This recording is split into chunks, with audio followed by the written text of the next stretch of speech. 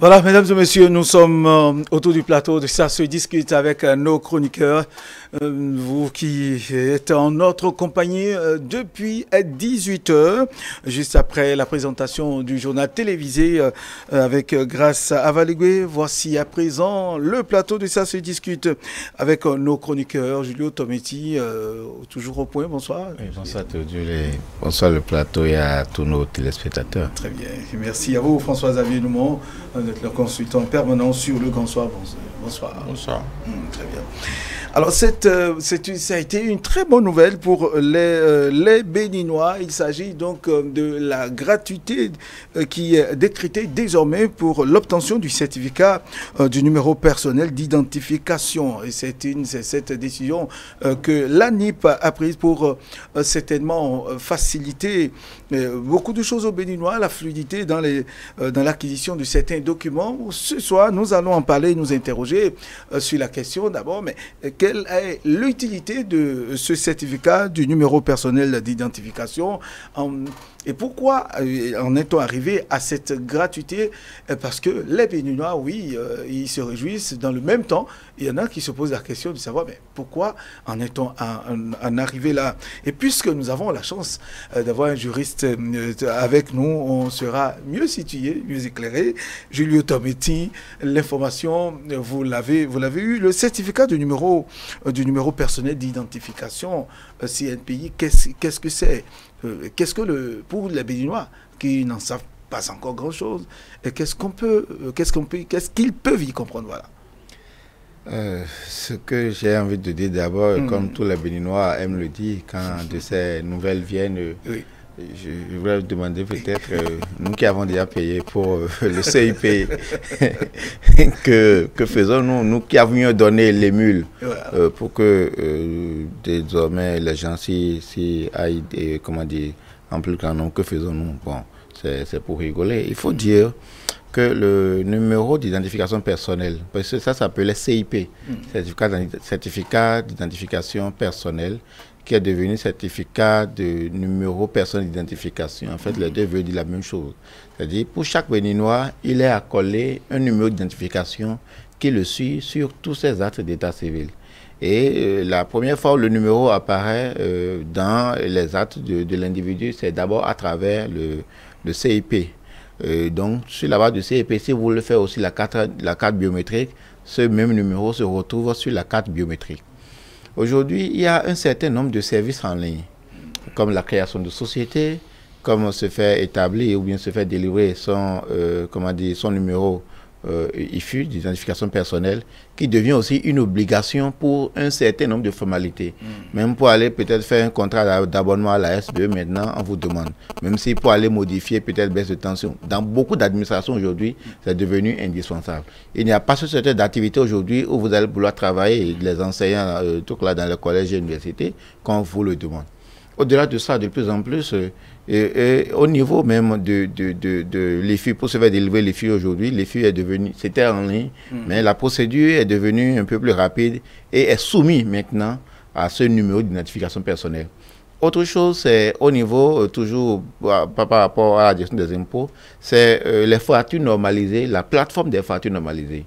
Pour avoir un compte, sa page sur la plateforme des factures normalisées, pour créer le compte sur la base de votre numéro d'identification, votre numéro IFU, il vous faut forcément, l'un des éléments qu'il faut renseigner, c'est ce numéro d'identification personnelle. Ça veut dire que si vous ne l'avez pas, vous ne pouvez pas avoir accès à la plateforme, parce que la plateforme était venue régler un problème de coût en ce qui concerne les machines à facturation normalisées. Et donc l'administration fiscale étant dans la posture de diversifier pour que tout le monde, on a créé en fait la plateforme qui est aujourd'hui d'un accès de qualité. Et donc, pour y avoir accès, il faut ce numéro. Donc, pour beaucoup d'autres services, peut-être à venir, on aura toujours besoin de ce numéro. Or, pour avoir ce numéro, il faut avoir fait le certificat d'identification personnelle qui est devenu certificat de numéro personnel d'identification. Et donc, c'est certainement pour amener, d'accord, les gens, les uns et les autres à souscrire à cette formalité pour avoir ce numéro d'identification personnelle que les autorités de l'ANIP, avec le gouvernement, ont certainement rendu cela gratuit. Et ce qui est encore bon, c'est qu'on peut soit se déplacer, aller vers l'ANIP pour le faire. Ça sort en un jour, vous le faites, vous allez faire la demande le matin, le soir vous l'avez. Vous pouvez aussi rester chez vous, d'accord, et faire la demande en ligne. Et c'est prêt, on vous le renvoie, vous l'imprimez, vous en faites ce que vous voulez. Mais ce qui est, c'est que ça porte ce numéro-là. Et donc, comme je disais tantôt, c'est pour donner un accès plus libre. Est-ce que la question de coût était peut-être un blocage pour beaucoup de personnes d'y aller? Peut-être que oui, parce que les formalités au niveau de l'ANIP, il y a beaucoup qui ne s'arrêtent qu'au niveau de l'acte de naissance, qu'ils considèrent être la pièce d'état civil la plus indispensable. Après, les autres, on se dit, bon, je n'en ai pas tellement besoin, surtout qu'au niveau de la carte biométrique, ça a fait quand même beaucoup de polémiques en temps. Or, pour faire la carte biométrique, il faut forcément avoir fait le certificat d'identification personnelle. Donc, l'un mis dans l'autre. Donc, c'est une politique tendant à amener les Béninois à très vite remplir ces formalités pour se voir attribuer ces numéros, parce que ce sont ces numéros qui vont, comment dire, suivre partout. Il y a rappelé aussi que tout ceci était soumis, d'accord, à l'enrôlement au RAVIP. C'est sur la base de ce numéro RAVIP que toutes les autres formalités peuvent être faites. Et c'est heureux que sur tout le territoire national, l'enrôlement continue toujours pour ceux qui ne l'avaient pas fait. Donc jusqu'à aujourd'hui, les gens continuent de s'enrôler au RAVIP pour la facilitation des formalismes tendant à avoir un état civil régulier. Donc c'est à saluer, et donc nous invitons la population à massivement s'atteler. S'ils ne s'y maîtrisent pas, qu'ils demandent à côté. Je pense que beaucoup déjà l'ont fait, et les uns et les autres on saura s'orienter. Voilà. Est-ce que il faut comprendre qu'au départ, tout est parti du RAVIP, et que est-ce qu'il y a une différence entre l'IFU, vous venez de le dire, entre l'IFU et le CNPI qui est le CPI? Est-ce qu'il y a une différence? Oui, ça n'a absolument rien à voir. L'IFU, c'est un identifiant fiscal, c'est un numéro d'identification fiscale. Ça, c'est purement pour tous ceux qui on déclare des activités, en tout cas abus, on va dire abus lucratifs, quelle que soit la forme et quel que soit là, tout le monde n'est pas astreint à avoir encore que je pense que pour les adultes, dans leur immense majorité, à part les fonctionnaires de l'administration publique, tous ceux qui déclarent sont amenés à déclarer des revenus via des services ou des types, n'importe quel type de contrat, sont amenés à souscrire à l'IFU. Là, pour le CNPI, l'ancien CIP, ça c'est un autre niveau d'identification holistique qui prend en compte tout ce que vous pouvez faire comme déclaration afférente à votre vie de tous les jours. Cela, ça brasse large, c'est un numéro qui vous est attribué pour tout ce que vous avez à faire comme déclaration, on va dire grosso modo administratif, que ce soit l'acte civil, que ce soit pour les différents types de déclarations, pour peut-être bientôt pour postuler à des concours, Voilà, c'est une manière pour l'État de de clarifier un peu. C'est un autre marqueur de citoyenneté, si on veut le dire, la façon de la façon la plus simple possible. Et il faut saluer cette ambition du gouvernement de donner un coup de pouce aux populations, simplement parce que, évidemment, quand vous voyez, pour nous qui avons déjà souscrit à faire cette démarche, c'est vrai que ça a un coût aussi, même si on peut dire que c'était déjà un coût abordable. Là, c'est pour quelque peu booster un peu le processus. Et il faut vraiment que les Béninois jouent le jeu, en tout cas les populations jouent le jeu, parce que, comme Julio le dit, beaucoup de choses, de plus en plus de déclarations ou d'actes seront disons conditionnés par ce numéro d'identification. Bientôt, nous serons tous identifiables par des numéros. Aujourd'hui, tous ceux qui n'ont pas fait le RAVIP peuvent s'en mordre les doigts, encore que je pense est encore possible, hein, il est encore possible de le faire. Donc nous allons dans la bonne direction. Et cet aménagement offert par le gouvernement devrait permettre quand même, c'est ce qui est souhaitable, que plus de personnes arrivent à solliciter ce numéro d'identification. Oui, voilà. Et donc, c'est dire en un mot que l'État, le gouvernement veut identifier chaque Béninois, où qu'il soit en tout cas. Mais est-ce que ce numéro, ce certificat concerne les moins de 18 ans, et beaucoup. À côté de ça, il y en a qui ont vraiment peur, qui parlent d'imposition. Est-ce que ce n'est pas une manière d'amener tout le monde à payer les impôts? Ce sont là des questions que les Béninois se posent, même sur la toile, vous en lisez. Pourquoi généralement,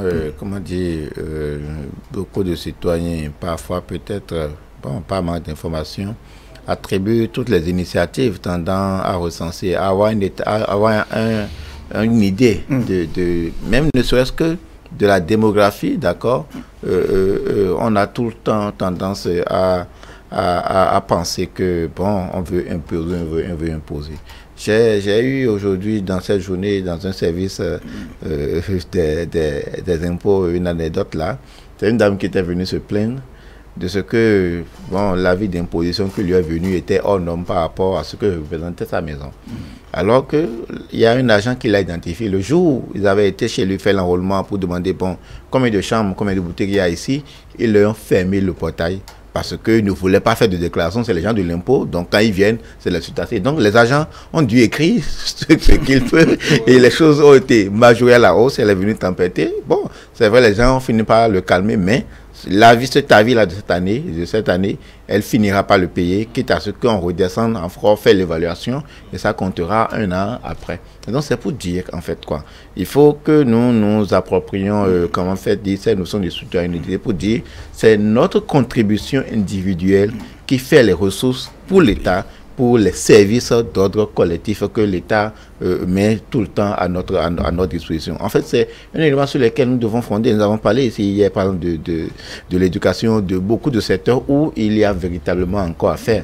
L'État, le fonctionnement en termes de ressources, nous n'avons pas grandes ressources minières, si nous n'avons pas du tout, sauf nos productions. Donc, on ne peut que compter sur nos productions agricoles et sur les impôts pour quand même arriver à bout de ce que nous avons comme charge. Par exemple, l'État, les charges, il faut les couvrir. Donc, sur la question, excusez-moi de le dire, c'est même une justice sociale, d'accord, que, comme on le dit, que tout le monde paie ses impôts. Parce que moi, je ne comprends pas que je puisse payer les impôts et que François Xavier fasse tout pour, en fait, sortir des mailles, alors que nous bénéficions des mêmes services de l'État. Nous réclamons les mêmes privilèges de l'État. Donc, cette question de, comment dire, est-ce que ce n'est pas pour tasser ou autre là, il y a lieu de, comment dire, d'enlever ça de la tête des populations. Parce que là, c'est pas dans la culture des Béninois. Voilà, parce qu'en le faisant, il se bloque aussi beaucoup d'autres voies, beaucoup d'autres portes. Et innocemment, il y a la question comment dire, du RAVIP là. Si on doit tenir compte de tout ce qui a été dit par rapport à ça, si les gouvernants doivent faire preuve, comment dire, doivent être émotifs, d'accord, ils n'ouvriraient pas en fait ces nouvelles vagues d'enrôlement parce que on a tassé le gouvernement en ce moment-là de tous les noms et sous parce qu'on veut. On est toujours quelque peu dans les supputations. Non, il y a lieu, lorsqu'il y a des initiatives d'ordre public tendant à enrôler, à identifier, l'identification c'est une question maîtresse.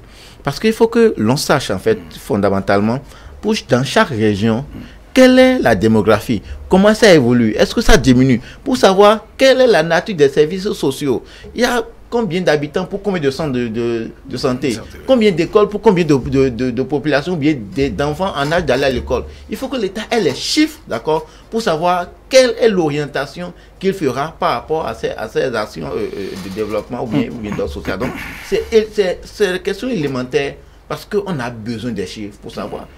Théodule, que vous ayez deux enfants, vous avez 5 enfants, le mode de gestion sera différent. Ce que vous allez affecter à la scolarité sera différent. Donc, l'État est dans la même posture de pouvoir identifier cette population, de devoir dire j'ai tel.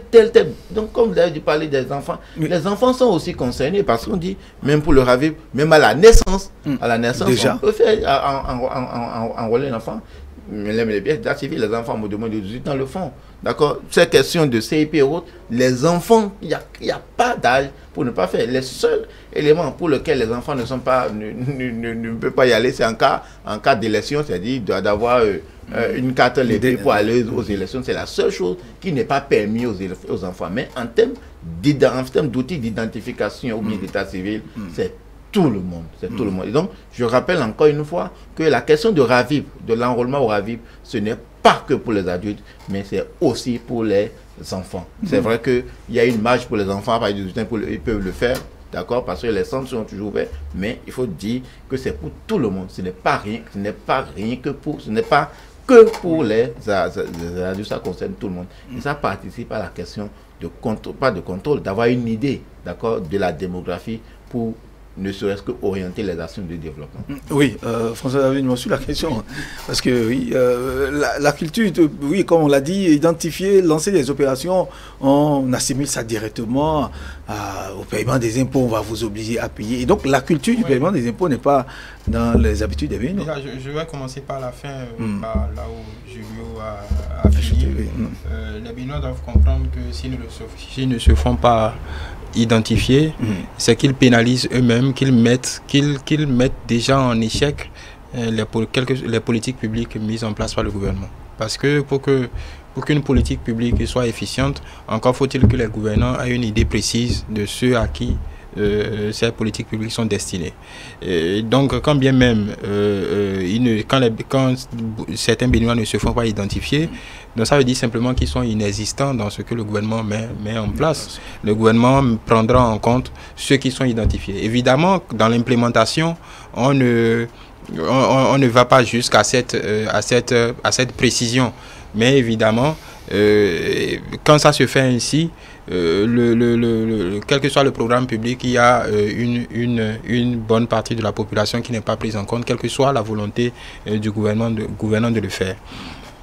Maintenant, sur la question des impôts, c'est une question, on va dire, ce n'est pas seulement, ça ne concerne pas seulement les Béninois, ça ne concerne pas seulement le Bénin, pardon.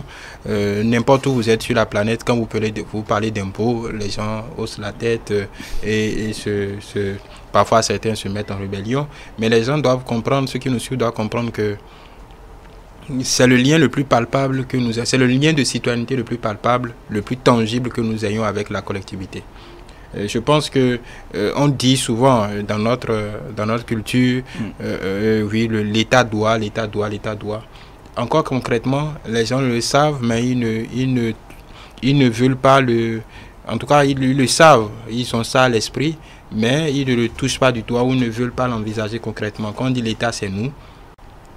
Concrètement, c'est de ça qu'il s'agit. Parce que les gouvernants ne sont là que pour arbitrer au final. Les gouvernants, une bonne partie de leur temps, mettent les programmes en place, mais le président de la République, son gouvernement sont là pour arbitrer. Arbitrer sur la base, quand il s'agit d'allocation de ressources, arbitrer sur la base de ce qu'ils ont à disposition. Donc, la réussite des programmes sociaux, quel que soit le secteur, sont tributaires des contributions que nous apportons. Et après, la question de la justice sociale est importante. Que les gens se mettent en tête que quand nous circulons sur une voie, une bonne partie de ce que nous payons est quand il y a un aménagement urbain. Alors, si certains ne payent pas, il faut qu'ils se mettent en tête qu'ils vivent sur le dos de ceux qui payent. C'est brutal, mais c'est comme ça. En réalité, c'est comme ça qu'il faut le percevoir. Il y a des corps sociaux qui ne peuvent pas ne pas payer les impôts. Ceux qui sont des contrats, les fonctionnaires, les entreprises où les salariés sont déclarés, ils ne peuvent pas contourner l'impôt. Ou du moins, même s'ils le tentent, il y a des moyens plus faciles de les rattraper. Tout le monde dira oui, mais on paye les impôts par rapport à ce que nous consommons. Bon, là, il n'y a pas de débat, puisque de toute façon, il n'y a pas de différence. Nous le faisons tous, donc ce n'est pas extraordinaire. Puisque nous consommons, nous payons la TVA. Donc, il n'y a rien d'extraordinaire à ce sujet. Mais impôt sur le salaire, impôt sur le revenu, impôt foncier, tout ce qui a taxe immobilière, ainsi de suite. Impôt sur les véhicules roulants, ainsi de suite. Tout cela va dans une caisse commune qui permet à l'État financer la plupart des programmes sociaux et d'opérationnaliser la redistribution. Donc encore une fois, quand nous ne le payons pas, il faut que les gens se mettent en tête, c'est pas seulement l'État, l'État est ci, l'État est ça. Nous bénéficions de services, de beaucoup de services sur le dos d'autres Béninois. Parce que d'autres Béninois le payent systématiquement. Donc en réalité, pour être encore plus brutal, c'est que nous arnaquons nos compatriotes, nous arnaquons En réalité, c'est ça. Les gens ne le comprennent pas, mais c'est effectivement cela. C'est pas l'État que vous volez, mais vous volez vos parents, vous volez vos amis, vous volez parce qu'eux, ils le payent. Donc, vous vivez à crédit sur leur dos. Donc, en réalité, nous ne devons pas craindre l'impôt. Nous devons, c'est vrai, il faut pas, on ne va pas souhaiter d'aller payer l'impôt à la joie au cœur, parce que il y a toujours un petit pincement quand on nous prive d'une partie de notre revenu, mais c'est le lien le plus palpable qui nous lie, qui fait de nous véritablement un citoyen.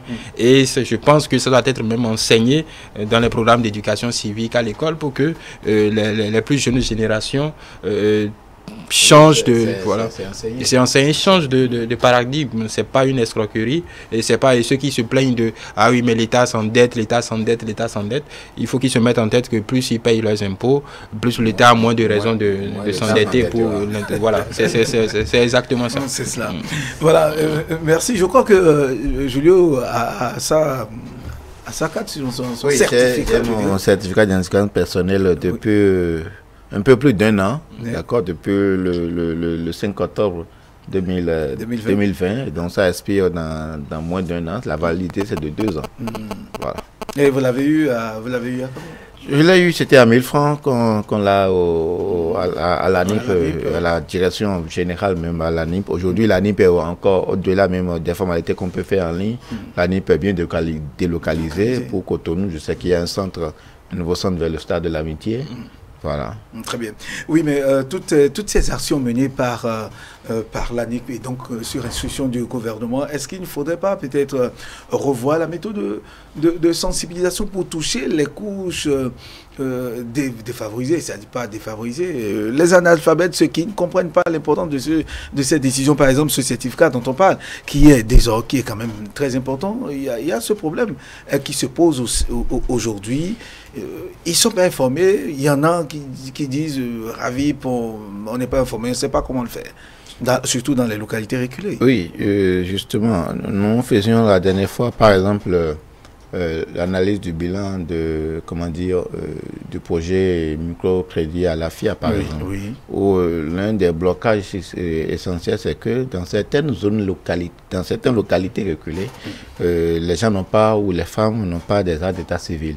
Et donc, généralement, quand on ne le fait pas, c'est au moment où on a une opportunité ou bien on va vouloir utiliser que l'on commence par courir dans tous les sens. Et donc, si on l'a rendu gratuit, c'est peut-être non pas par rapport aux populations de Cotonou, mais par rapport aux populations les plus reculées qui, pour débourser 1000 francs, en fait, c'est un souci. Et lorsqu'ils ne voient pas la pertinence, d'accord, de cet argent qu'ils déboursent pour se faire établir ce certificat, et il ne se décide jamais à le faire. C'est lorsqu'il est dans le besoin, lorsqu'il est obligé de le faire, qu'il commence par courir. Et peut-être que le temps de courir, d'avoir l'acte, peut-être l'opportunité aurait passé. Et donc, pour beaucoup, ce qu'il y a lieu de faire, c'est de, comme vous l'avez dit, c'est de sensibiliser, notamment dans les zones reculées, nos papas, nos mamans, nos paysans, d'accord, nos agriculteurs, quel que soit ce que nous faisons. Parce qu'un jour ou l'autre, un moment ou un autre, nous aurons affaire à un service de l'administration. Il n'y a rien à faire. Et à partir de ce moment-là,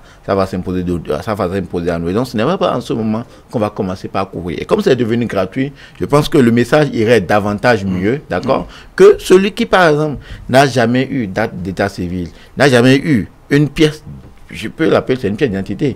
La seule chose qui manquait et qui a fait polémique sur le CIP entre-temps, c'était les signatures.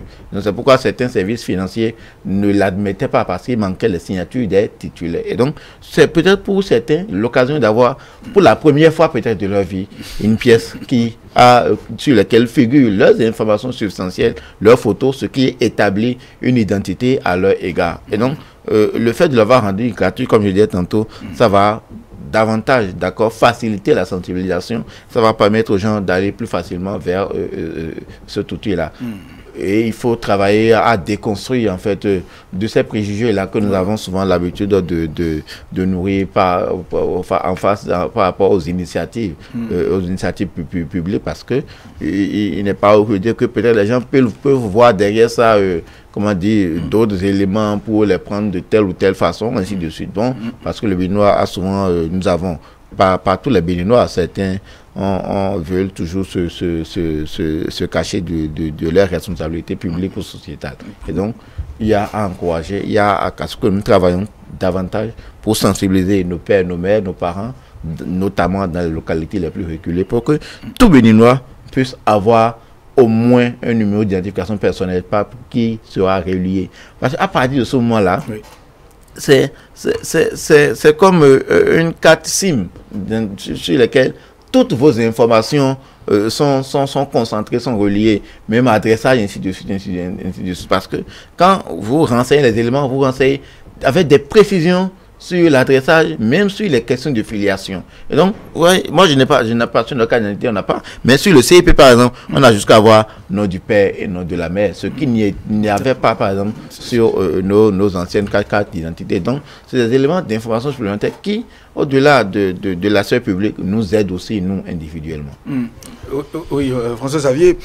Et donc, vu de ce côté, il y a aussi que l'année pour faciliter l'obtention de ces documents qui, quoi qu'on dise à des moments donnés, amènent des corrections à faire. Il y a beaucoup qui se plaignent de la lenteur qu'on constate par rapport aux corrections qu'il faut apporter, une lettre qui manque ou bien qui a été mal placée, etc.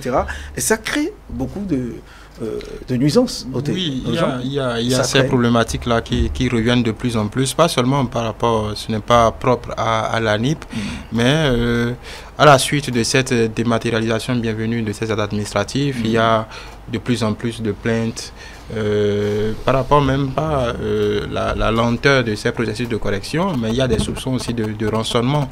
Parce que dans l'idée de l'État, c'est plus vous dissociez, vous réduisez le contact physique, plus vous minimisez un peu les risques de corruption et de rançonnement.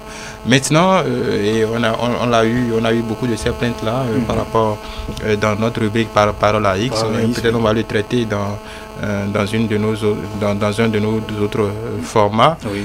Il y a de plus en plus de Béninois, que ce soit pour l'obtention des corrections par rapport à ces actes-là délivrés par l'ANIP, pour solliciter un numéro IFU par exemple, où ils rencontrent des agents qui leur font pratiquement en tout cas comme dans le bon vieux temps, voilà, si vous voulez avoir votre pièce, faites le geste, ainsi de suite. Il y a beaucoup de ces bruissements là de plus en plus, parce qu'il est quand même on peut convenir que au regard du nombre d'actes qui peut être qui sont en traitement, il peut y avoir une certaine lenteur, mais on a pu observer la célérité quand même sur les plateformes en ligne.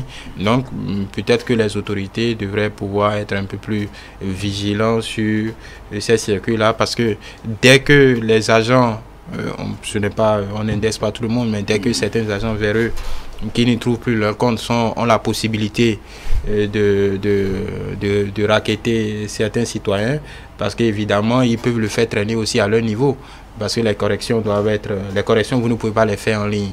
Vous pouvez appeler un numéro, ça c'est encore un autre point d'achoppement.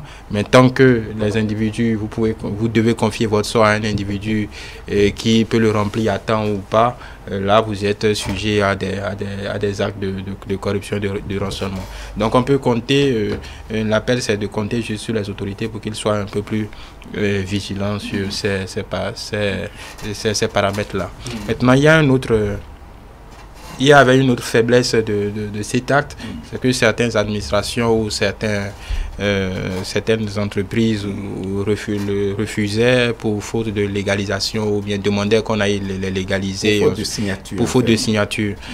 Aujourd'hui, il y a eu la CNSS par exemple qui a demandé, je pense que c'est un communiqué, le communiqué faisait état de ce que ce document n'avait plus besoin de légalisation pour être accepté.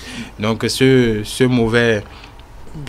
faux message qui s'est instillé dans la tête de beaucoup de gens font que certains s'en sont plaints de la fiabilité de ce document. Là, Julio vient de lever le doute, en tout cas les derniers doutes qui étaient permis quant à la... Donc vous pouvez faire pratiquement tous vos actes avec ce document. Ce qui a précisé et qui est un avantage substantiel pour ces nouveaux actes, c'est que tous les actes qui ont un code QR, tous ces actes qui ont un code QR n'ont pas besoin d'être légalisés, sont exemptés de légalisation. C'est ça, parce beaucoup ne comprennent pas. Beaucoup ne comprennent pas. Tous les actes qui ont un code QR n'ont pas. Il y a même des communiqués qui étaient passés entre-temps pour dire n'ont pas besoin d'être légalisés. Parce que, en fait, la légalisation confère à l'acte une certaine authentification. Or, le QR, même photocopié, d'accord, il y a les appareils de détection. Lorsque vous avez des doutes sur l'acte, il y a plein de manières de pouvoir le détecter. C'est-à-dire, bon, peut-être que les autorités feront en sorte, je pense, au niveau des administrations, c'est qu'il y a peut-être des doutes. On n'en a pas encore des cas de falsification, mais c'est qu'il y a des doutes, il y a des manières de vérifier l'authenticité de la pièce, rien que sur la base du code QR. Et donc, ça nous facilite encore davantage les choses, ça nous évite les longs files d'attente dans les arrondissements ou au tribunal pour faire légaliser tel acte de naissance, telle carte, ainsi de suite. Il suffit juste de faire la photocopie et de le produire. Et peut-être ce sont les arrondissements qui n'auront plus du temps de légalisation et qui... Bon, ça c'est un autre problème. Ce qui a été, c'est de faciliter d'abord la vie aux citoyens. C'est cela. Je voulais revenir sur un sujet pour je pense que vous voulez clôturer la livre. En revenant sur l'histoire d'impôts, je pense que c'est capital qu'on fasse la pédagogie de cette histoire.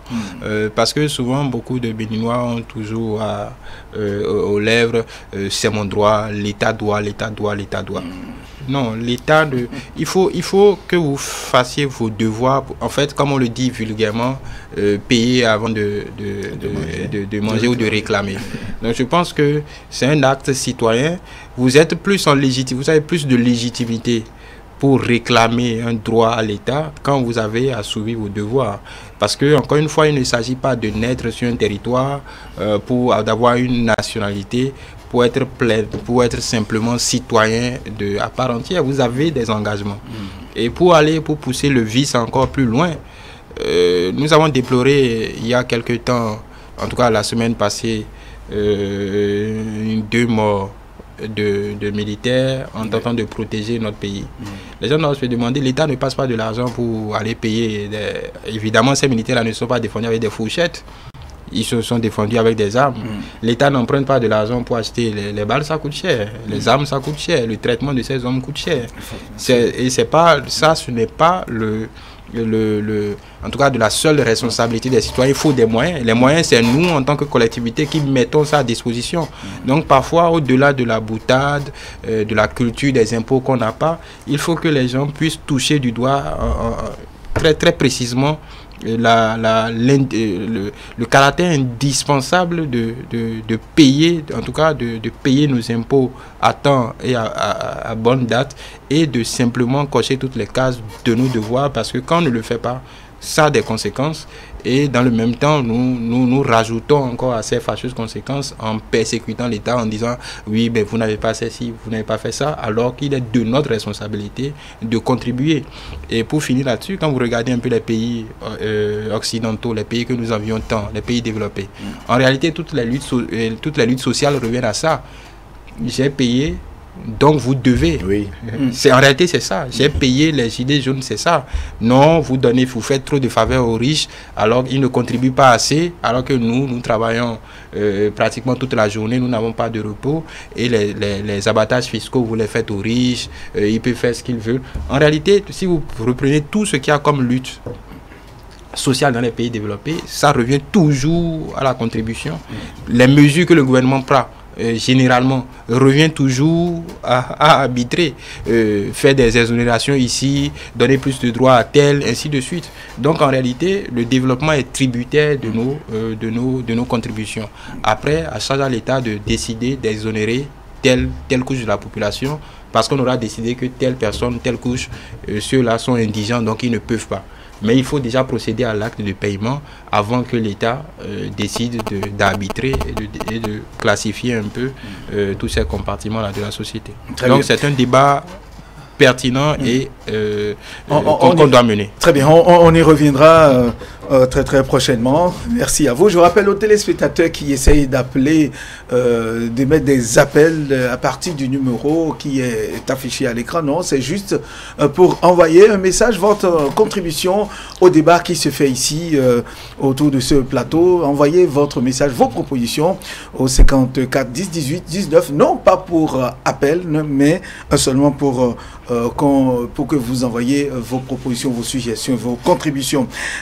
Nous avons appris aujourd'hui qu'il y a cette bonne nouvelle, la signature d'un contrat, sinon de plusieurs contrats qui feront désormais objet de protection et de sécurisation de la côte transfrontalière du côté du Togo et du Bénin, c'est-à-dire depuis à Baudrenfort jusqu'à Grand Popo. Ces côtes seront désormais reconstruites, protégées, de sorte qu'on n'assiste plus à ces dégâts qu'on a enregistrés ces derniers temps, la crue et tout, ce qu'on a vécu, les populations de ce côté-là se sont énormément plaintes. Et donc le gouvernement a pris les taureaux par les cornes, comme aujourd'hui le contrat a été signé. Et donc dans quelques instants, sinon d'ici quelques années, nous allons donc... Oui, d'ici quelques années, sûrement.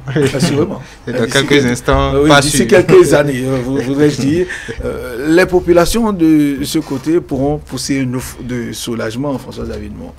Oui, vous savez, c'est un projet, c'était quelque chose qui traînait, je pense, depuis au moins plus d'une vingtaine d'années, même parfois plus. Je pense que cette nécessité-là remonte déjà vers les années 80, parce que l'érosion côtière, c'est une vieille question. Si vous observez un peu, le gouvernement s'est appliqué à réaliser des travaux confortatifs sur la côte, un peu partout, mais il y a un compartiment qui imposait qu'on fasse les travaux des deux côtés en même temps. Sinon, ça ne servait à rien. Si soit le Togo ou le Bénin, chacun faisait ça de son côté et pas à des moments, dans des timings coordonnés, l'un des deux pays allait en subir les conséquences.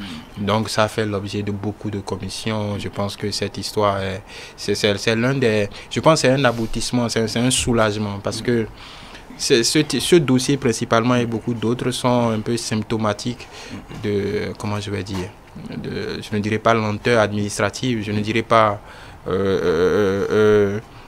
notre capacité, notre bonne vieille capacité à tourner en rond, à traiter les dossiers avec légèreté, ainsi de suite. Je pense que c'est un vieux dossier et il est tout heureux et on doit se féliciter de ce que ce gouvernement qui nous a habitués à trancher dans le vif, à opérationnaliser ces choses, ait pu réussir avec le Togo à régler ce problème. Mais c'est un problème, c'est une question de coopération qui nécessite beaucoup de moyens, et on peut se féliciter aujourd'hui que nous en sommes arrivés. Ce qui veut dire que désormais, tout ce qu'il y a comme infrastructure reliant les deux pays seront produits, surtout le barrage de Nagweto, etc. Oui, nous pourrons. Ça va ouvrir la voie à beaucoup d'autres projets. Oui. Déjà protéger la population de ces deux rives-là, de ces deux parties de l'érosion côtière, et permettre peut-être que voilà les côtes de Grand Popo et tout ça soient utilisable, parce que pour ceux qui ont l'habitude de fréquenter les hôtels de ce côté-là, il est même inscrit, il est interdit d'aller à un certain... On ne peut pas les exploiter alors qu'on a une belle plage. Mais aujourd'hui, peut-être avec ces travaux, nous allons pouvoir, les opérateurs économiques, les privés pourront pouvoir exploiter, disons, dans leur entièreté, les potentialités de ces côtes. Donc c'était encore une fois un exemple de coopération réussie. On est arrivé à bout.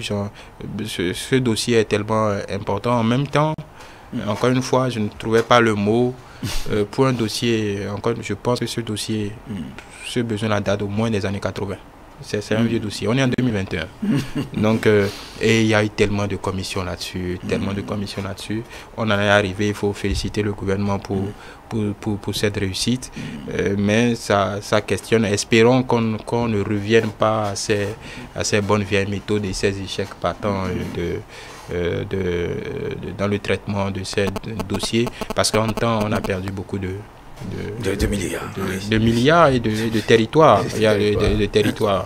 Je ne sais pas si on pourra retrouver, même si quand on regarde un peu les travaux confortatifs qui ont été entrepris sur la côte, quand vous regardez du côté par exemple de PK10, vous avez remarqué qu'on a regagné quand même, je pense, une bonne vingtaine de mètres sur la mer. Je ne sais pas si c'est ce qui sera réalisé sur toute la côte, mais peut-être qu'il y a des... Et c'est possible, je pense que c'est possible de regagner de la terre ferme sur la mer.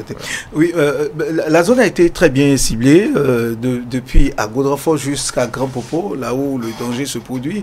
Et c'était estime que oui, en tout cas, les entreprises qui se chargeront de l'exécution de ces travaux s'y connaissent. Ce sont les Hollandais qui, ici, en matière de protection des côtes... C'est les spécialistes incontestés de la chose. Moi, d'abord, je fais entièrement foi, d'accord, en fait, à la rigueur avec lesquelles les infrastructures sont commanditées parce que nous observons actuellement au Bénin, maintenant doublé avec celui du Togo, ça donnera quelque chose forcément de meilleur. Ce que je voulais dire, c'est par rapport à cette question, je voulais ramener la question à sa plus simple expression, d'accord, pour faire comprendre un peu aux populations de quoi il s'agit. En fait, nous sommes toujours, confrontés aux questions d'inondation au Bénin. Parce que c'est deux choses. C'est d'abord lutter contre l'érosion côtière et éviter d'éventuels conflits avec les voisins. Qu'est-ce que nous avons l'habitude de faire au Bénin? Vous voyez un peu, il y a une inondation, nous sommes 4 maisons ensemble. Moi, j'élève un peu peut-être ma devanture et l'autre reçoit complètement. Ou bien je travaille à dévier l'eau par rapport dans la serre de l'autre. Et des fois, il y en a qui se lèvent, viennent casser. Il y en a même qui font des barricades et l'autre vient casser. Ça devient en fait des cas de conflit. Et comme Xavier le disait tout à l'heure, lorsqu'on réalise ces travaux d'un côté, d'accord, ça agit forcément sur l'autre. Lorsque ce n'est pas les mêmes infrastructures, le même mécanisme qui a été mis en œuvre pour le réaliser, en même temps, ça aura forcément un impact sur l'un ou sur l'autre parce que l'infrastructure, l'ouvrage ne sera forcément pas de même nature ou de même qualité. Et donc, cette sorte de collaboration, de coopération entre le Bénin et le Togo, ça fait... un peu plus de 180 km, un peu plus de 180 km. Et donc, c'est un gros œuvre. Le Bénin avait commencé, je pense que le Togo aussi le faisait, mais ils ont trouvé maintenant le mécanisme pour se mettre ensemble, pour juguler en fait cette question. C'est quand même une très bonne initiative qui est encouragée. Il y a maintenant à souhaiter que, comme prévu, les travaux se réalisent, ceci dans les délais, et que ça participe aussi au renforcement de la collaboration entre le Bénin et le Togo. Maintenant, si ça se pose aussi de questions du côté du Nigeria, pourquoi pas ne pas y penser, parce qu'il y a toujours dit, les questions transfrontalières comme son nom l'indique, ne peuvent jamais être résolus par un État. Ce n'est que dans la collaboration interétatique. Très bien. Surtout avec cette affaire de piraterie sur les côtes maritimes. Voilà. Ce sont des actions, en tout cas, on a de bonnes raisons de coopérer. Pour accueillir des actions concertées en vue de juguler cette déficience. De toute façon, on n'a pas le choix, parce que même le Nigeria, qui est par rapport aux autres pays, on peut dire que le Nigeria est une puissance maritime par rapport aux pays d'Afrique de l'Ouest, parce qu'ils ont plus de bâtiments, ils en fabriquent même,